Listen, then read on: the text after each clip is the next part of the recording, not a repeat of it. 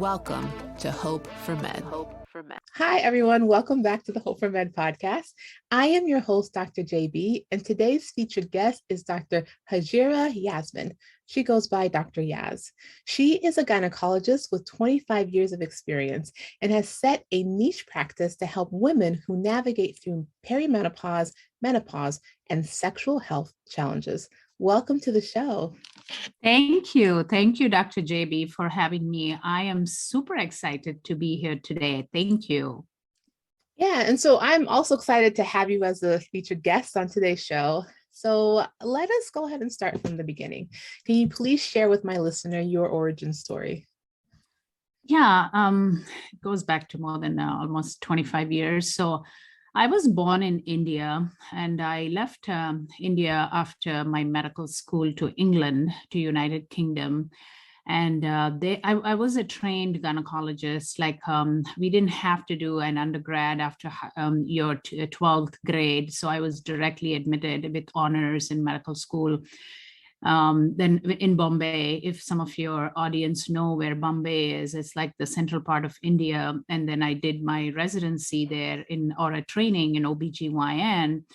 And I was in attending, attending at the age of probably 23 or so. And then I left to England. And I was trained there in Birmingham Deanery, which is again, central England. And then I did a lot of studying and practice as a surgeon, as a laparoscopic surgeon, and became an obstetrician, did a lot of minimal invasive surgery in England. And then I moved from England for family reasons because I had a lot of family in the United States, and I moved here. And though I was board certified by the Royal College of OBGYN in London called RCOG, and I got my fellowship, or which they call as MRCOG there, member of Royal College of OBGYN in London, I was completely trained as a consultant in United Kingdom. And I came here hoping I am going to be an attending in OBGYN and I don't need to do my residency again because I was fully trained in United Kingdom. But then the American College of OBGYN here rightfully told me I cannot become an attending, even though I am super qualified to be a resident. So I navigated that and I took up, it was a huge step for me because I was stepping down from the position of a consultant OBGYN from United Kingdom. I was a colposcopist.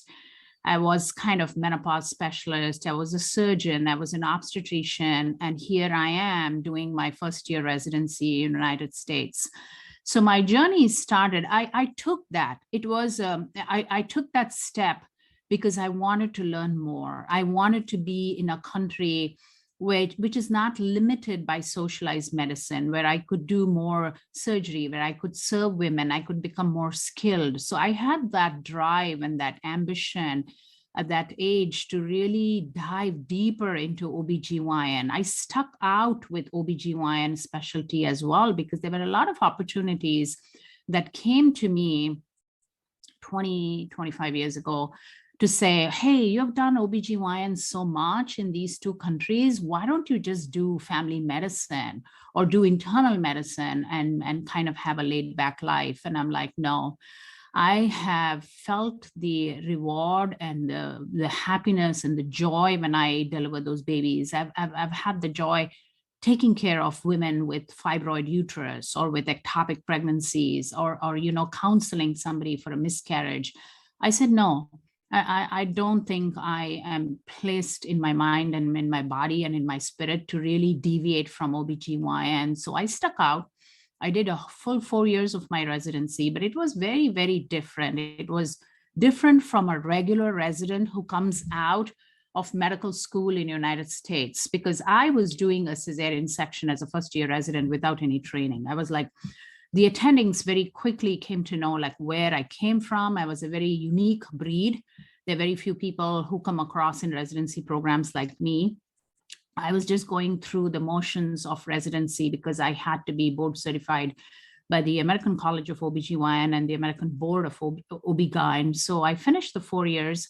I moved from New Jersey to Pittsburgh. And the reason I did that was because I was just doing the routine OB-GYN and I wanted some specialization in robotic surgery and Urogyn, I was very fond of Urogyn to cure incontinence in women and also to take out fibroid uterus and, like in a small incisions, like laparoscopic tiny incisions compared to those big cuts that we were doing 20 years ago. So I enjoyed removing large uteruses in minimal invasive fashion. And I knew the program that I was in New Jersey was not really giving me that kind of a drive or training to do that and grow that piece of my skills. So I went to University of Pittsburgh, McGee Women's Hospital, which is kind of an ivory tower for training in OB-GYN. And I really worked with some prominent people, great leaders in surgery and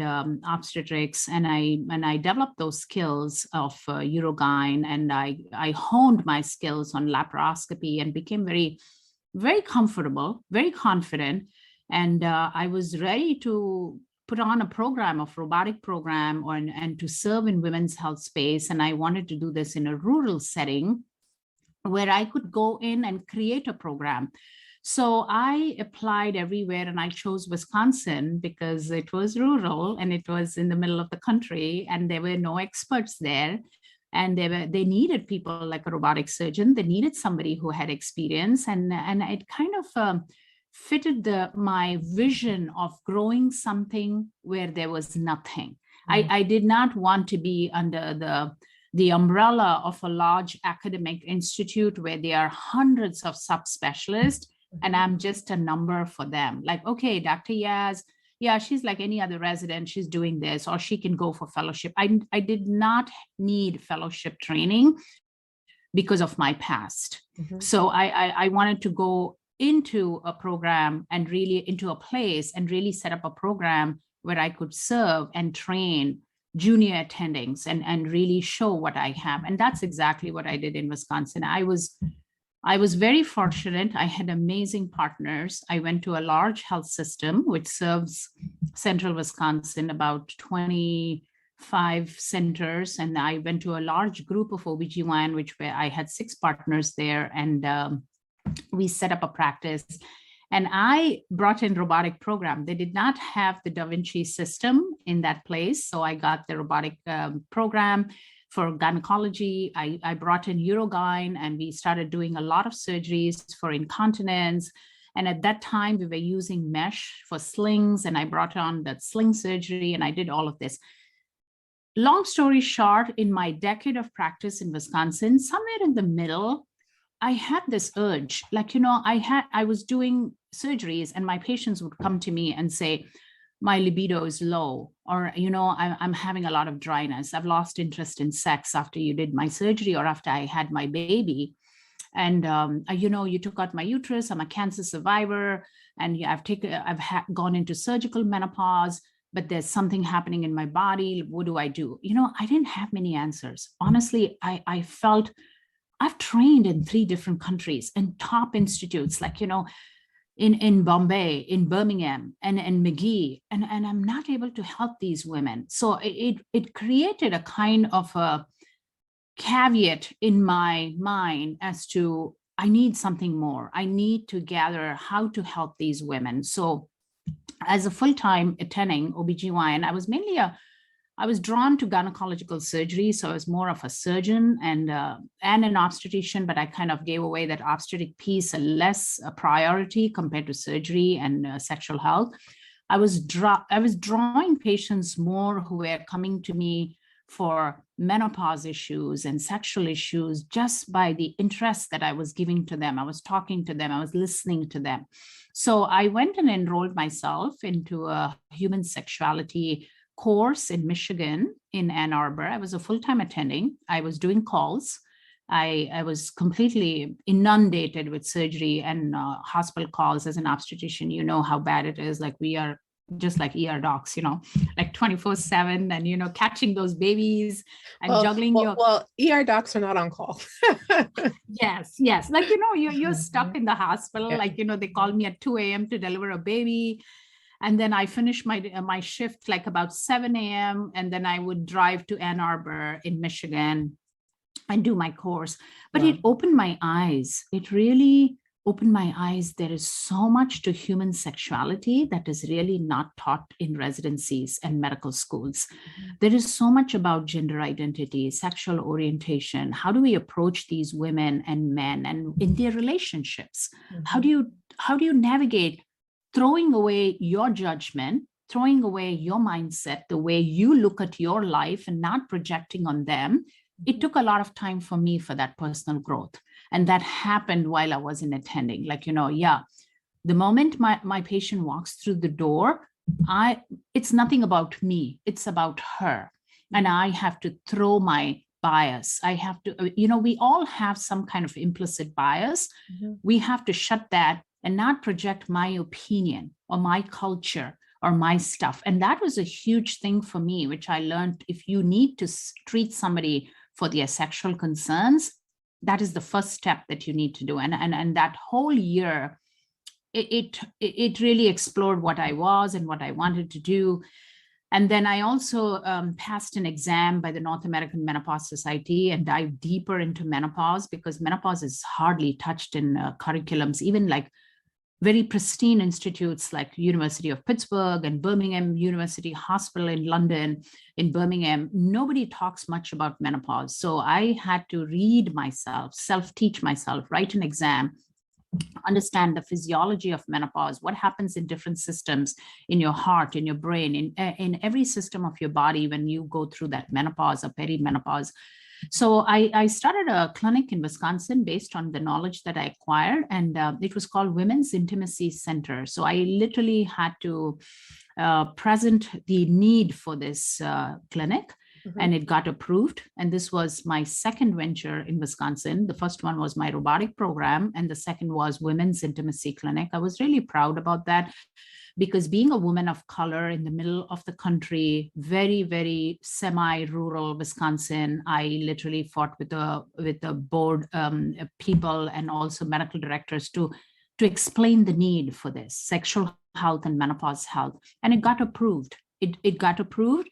And I was able to see patients from everywhere. Like I had patients driving from Madison or Green Bay or Wisconsin Rapids, which is like a good 150 miles to come and see me. And people from Michigan, like Upper Michigan, like the neighboring states, would start coming to talk to me and see me. And I really enjoyed and loved that. I will tell you, I have always shifted from one thing to the other, Dr. JB. I feel like that has added a lot of motivation and drive to me to keep going in OBGYN specialty. I mean, if I stayed as a general OBGYN, could that lead to burnout? Yeah, possibly. But I was always innovative. I was always thinking outside the box. I was always trying to do things what regular stream people don't do it. And I have to say, it wasn't a walk in the park. I did get a lot of judgments. I did get a lot of criticism. I did get a lot of people thinking like, oh, why does she want to do this? And what is there in sexual health? It is, and I did pay a price for what I did, because as you know, insurance-based clinical medicine in our country here, United States, is mainly RVU based for a physician, like a model which is reimbursed based on how many surgeries you do and how many deliveries you do. And because I set up a quality of life-based model, I set up menopause and sexual health, where I would be with the patient for 60 minutes in my women's intimacy clinic. So that was cutting out my time from my surgeries. So I would not be able to do like 60 to 70 hysterectomies in a like couple weeks or couple months of time, because that volume was coming down because I was focusing more on sexual health. So, but I enjoyed it. I loved what I did. It was very fulfilling. It was rewarding, because when the patient came back, she would be happy. Like she wanted to see me and say, like, what a big difference. I want to wind down this with one story that I want to share with you and your audience. Mhm. Before I left Wisconsin, long story short, I moved out from Wisconsin and I set up my own niche practice based on exactly the same model that I was doing in Wisconsin. Before I left there, I was doing this intimacy clinic one day, very busy, seeing patients, and I came out of the door. I looked on my side and I saw a young a man standing with a brown wrapper bag in his hand. And I knew as soon as I saw his face, I knew, oh, I know him. I know him. I've seen him before. But why is he walking into a gynecology clinic? I mean, it's usually women who come with men. Men don't come on their own.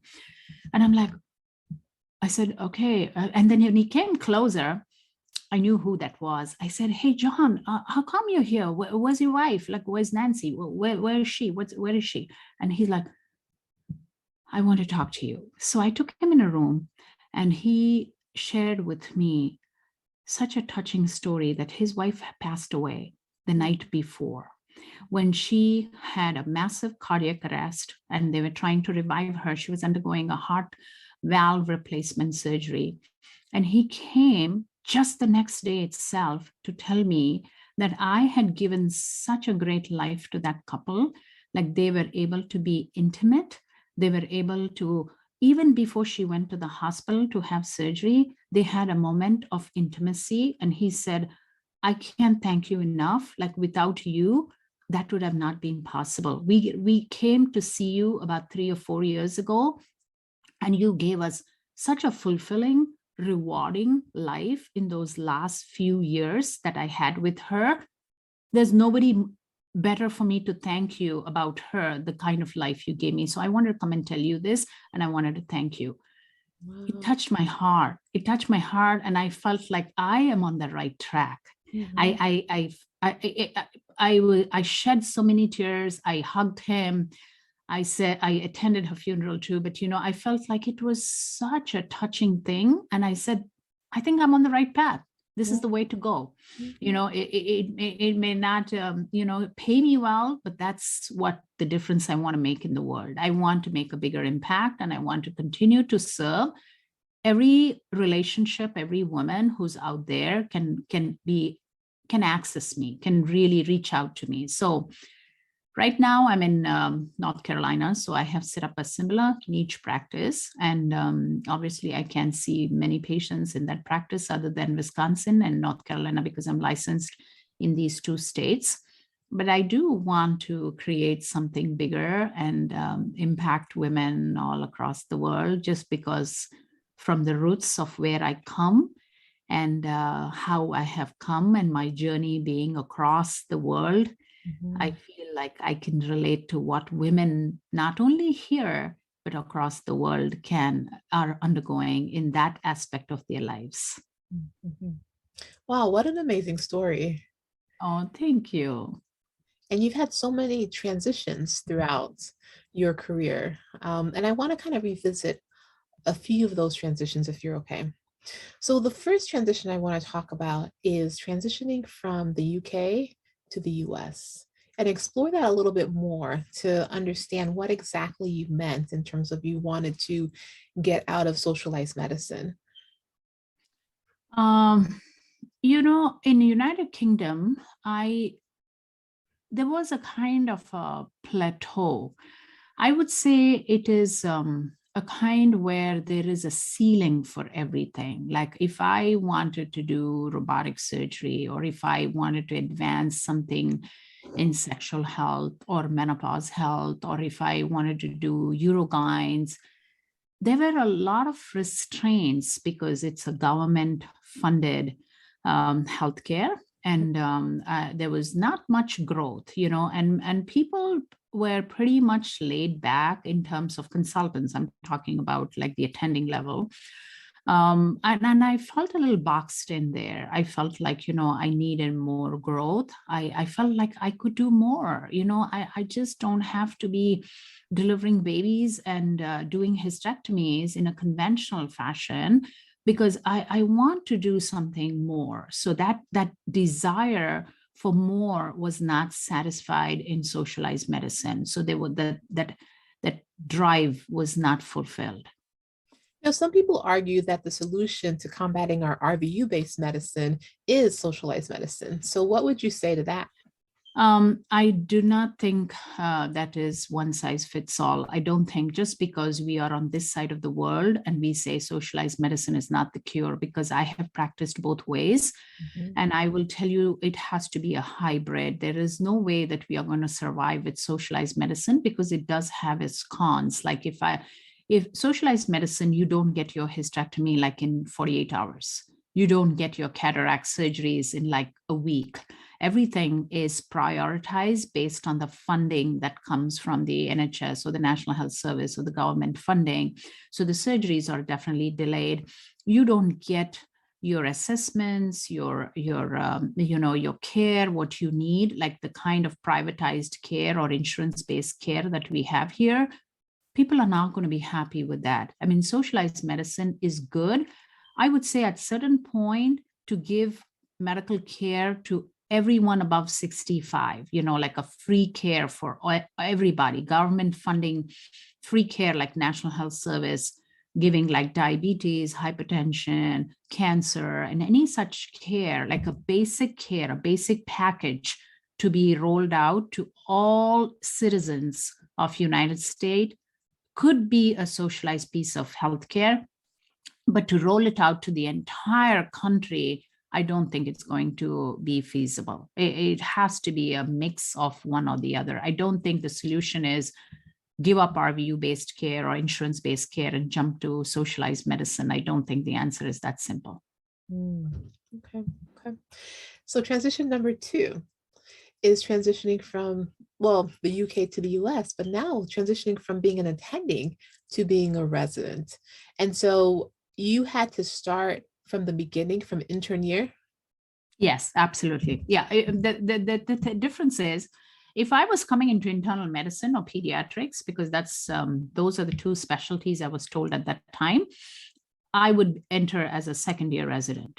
So which means I go bypass the internship year. But I was getting into a surgical specialty where I am dealing with somebody's body. I'm operating. I'm kind of into very delicate areas, and the surgery involves precision. And that I was told with any surgical specialties in our country here, we cannot bypass the intern year. So I had to do all the 4 years with all my exams, all my stuff, and get certified again.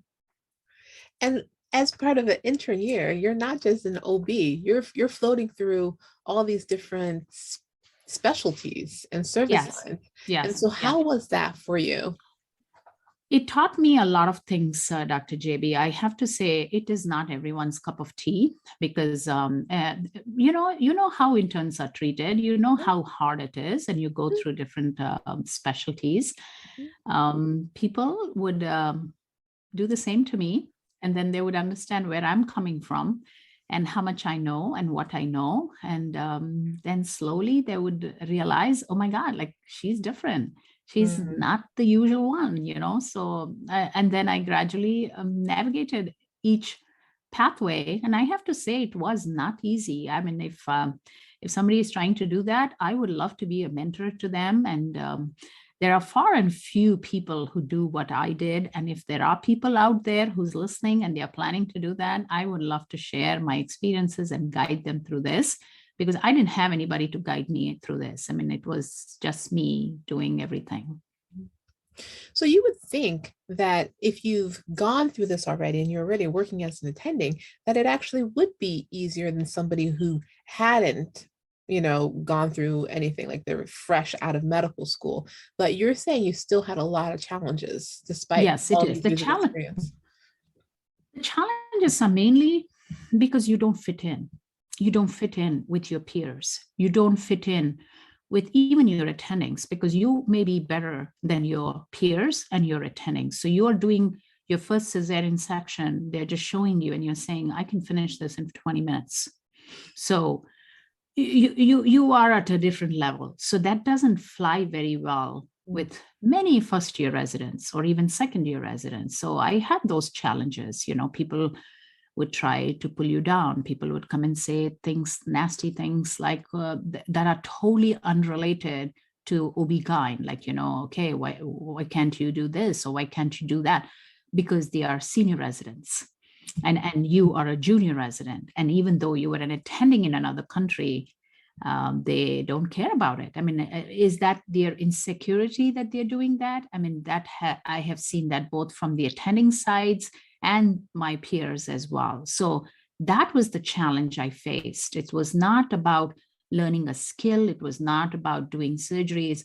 It was just trying to fit into that camaraderie of residency, fit into that class of residents, or fit into that attendings who feel intimidated, who feel threatened by you, or being saying, oh, the education in United Kingdom, oh, that's nothing, like we are there, you got to reach there, what you have learned is not the be all and end all, like those kind of comments and attitudes.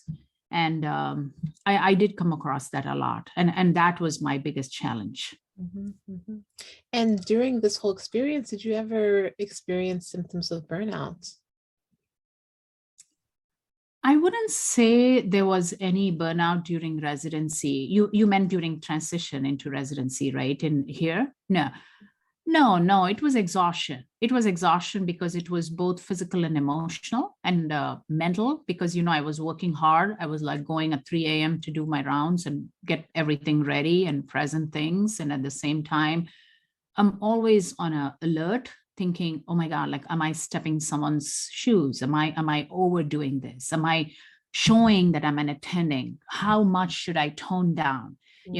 How can I look ignorant and not really talk about anything about my perspective? So I was constantly monitoring myself during residency, and that was my challenge. My challenge was not burnout and I'm working too hard and somebody's making something. For me, the problem was, how can I fit in?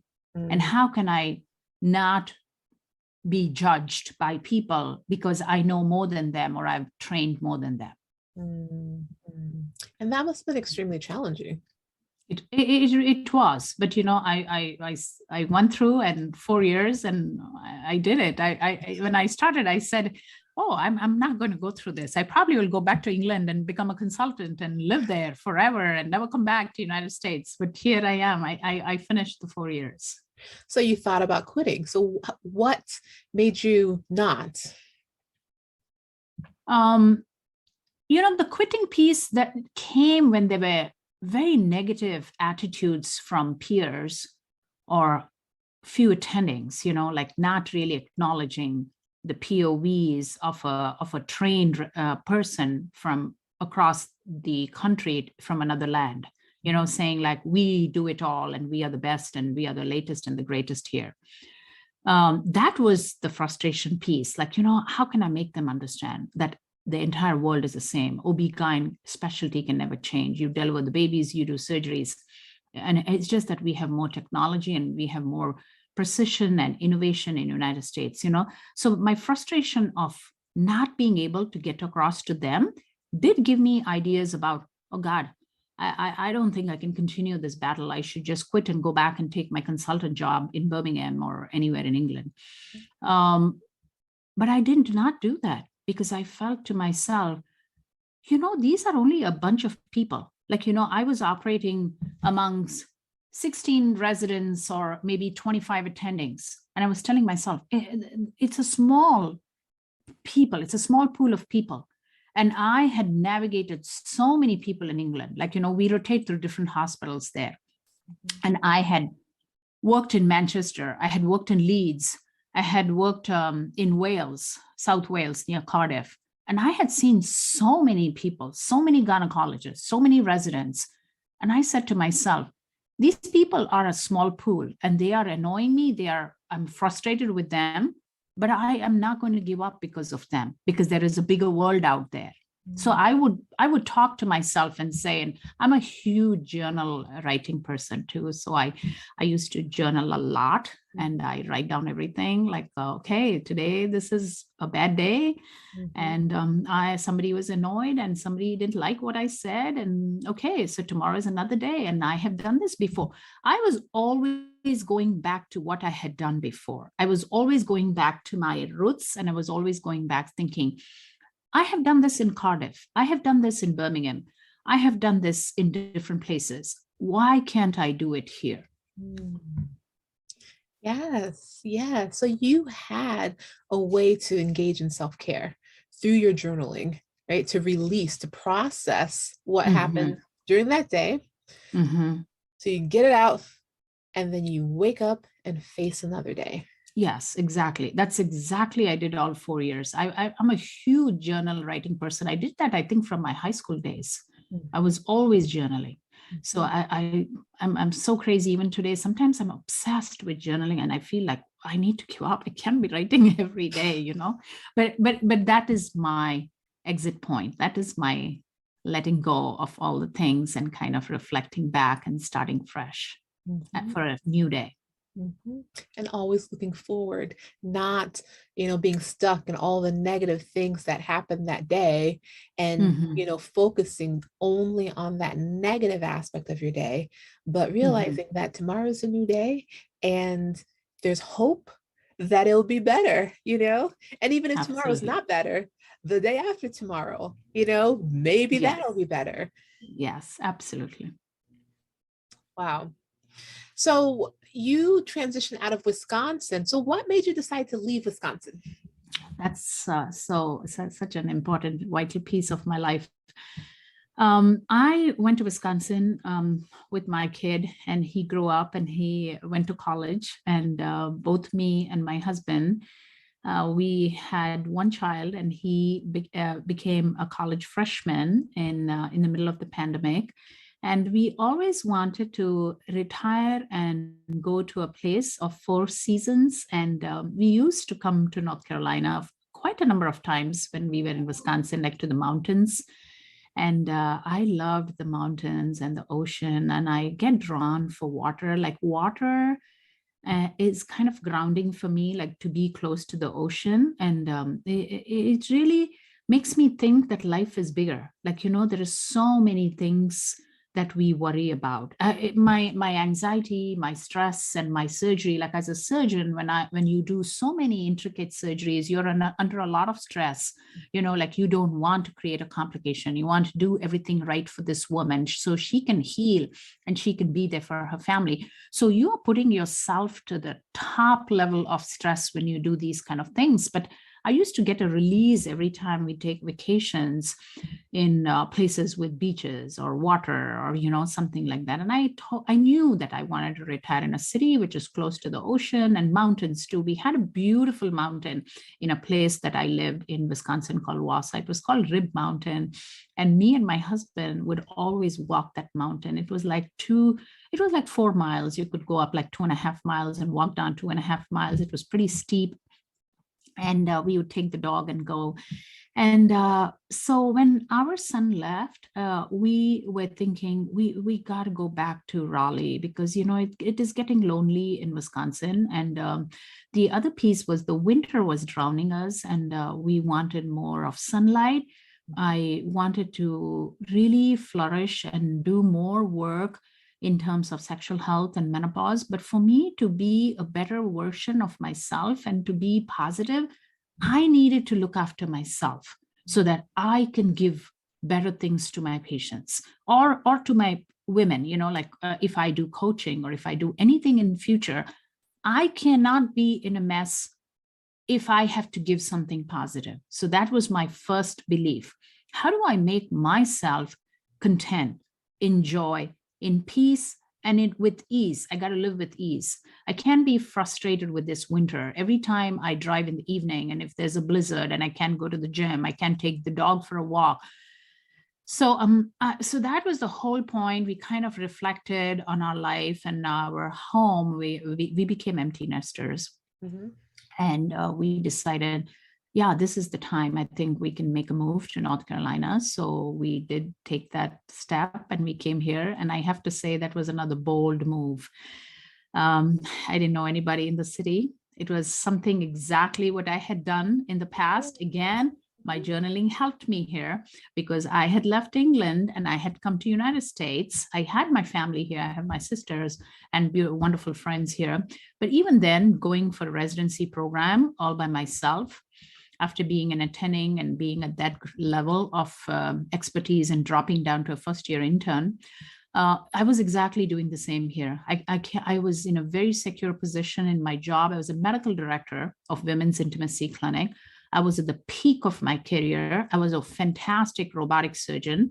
I would do surgeries with 0.3% was my complication rate, which was hardly nothing, like absolutely nothing. That's what the medical director wrote to me. And I was leaving all of that to come to a new city where I didn't have family. I had a lot of friends, and I still do have friends, to set up my own practice and, and not joining another health system. Because the reason being, I didn't have the energy or the resources or the mindset to, again, put up another fight to say women's sexual health and menopause health is the key to quality of life. I fought for that a lot in Wisconsin. I didn't want to redo that again. So I said, I'm going to set up my own practice. So that itself, in itself was a huge thing for us to do. To come here. But again, my journaling, my reflection, my capabilities, my abilities of what I have done in the past gave me the courage to take this leap of faith. Wow. That's absolutely wonderful. And again, just showing that you've reached back to your prior experiences to apply it to your current situation, which is something you've done throughout your whole entire life. So that's absolutely fantastic. So if my listener wanted to find out more about you and your clinic, how can they do so? I am all over the social media. I try to educate women because I know a lot of folks in India. I know a lot of folks in England, Australia, and everywhere. So I do a lot of education on social media, like little tidbits about gynecology, about women's health, mainly focused on menopause and sexual health. And my website is www.alraymd.com, and they can contact me through my website. There is a contact form on the website. And my handle on Instagram is Dr. Yas, YAS.alraymd. And I am on TikTok too. So with the same handle, Dr. Yas.alraymd. And I am on Facebook as well as Dr. Hajira Yasmin. And I have a Facebook page for the practice. So if they just type my name, or even if they type AlRayMD, they're going to find me everywhere. All right, perfect. And in closing, do you have any pearls of wisdom you would like to leave my listener? Do not stop in seeking what you want. Reflect back on what you have achieved or what you have done so far in your life and just keep going. If you have any doubt about anything, reach out for help, but don't stop. Just keep going and you will be able to achieve. Yeah. Who says a doc can't rap? DOCTORJB, the greatest doctor to ever touch the mic, the greatest podcast ever broadcasted or pre-recorded. Come learn some. Each one teach one. I'm done.